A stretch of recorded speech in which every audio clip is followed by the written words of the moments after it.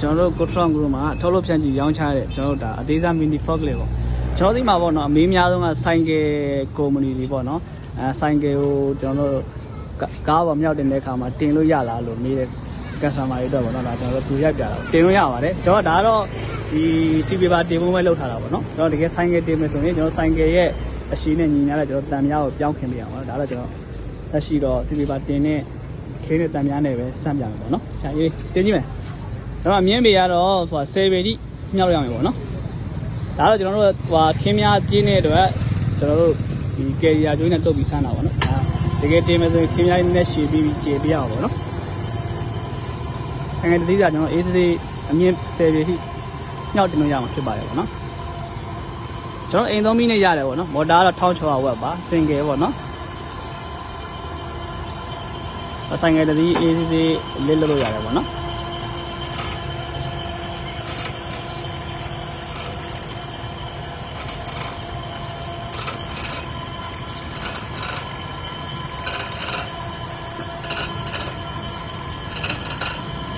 လူကြီးမင်းတို့ဒီဆိုင်ကယ်တွေပေါ့နော်စနဝင်းကားတွေပေါ့နှစ်ထပ်တင်တဲ့ customer တွေအတွက်ဆိုရင်လုံးဝအဆင်ပြေတယ်ပေါ့နော်ဒါတော့ခါလေးရအောင်သူအသွားဆိုရင်အမြင့်ပေ10ပေလိရရင်ပေါ့နော်လူကြီးမင်းတို့လိုချင်တဲ့အမြင့်ပေကိုလည်းစိတ်ကြိုက်မှာယူနိုင်ပါတယ်ပေါ့နော်ကျွန်တော်ကြားရေးချမယ်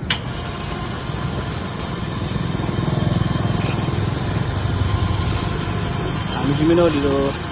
ဘောနော်ဆိုင်ကယ်အစ်စ်တွေကိုကားပေါ်မှာအတင်ချလုပ်တဲ့အခါခက်ခဲဖြစ်နေတယ်ဆိုရင်ဒီလို pocket လေးနဲ့အလွယ်တကူတင်ချလုပ်လို့ရမှာဖြစ်ပါတယ်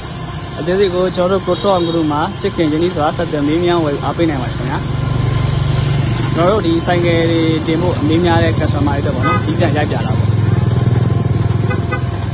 ကျွန်တော်မော်တာတော့1600ဝက်ဖြစ်ပါတယ်အိမ်သုံးမိနဲ့ရပါတယ်ခင်ဗျာ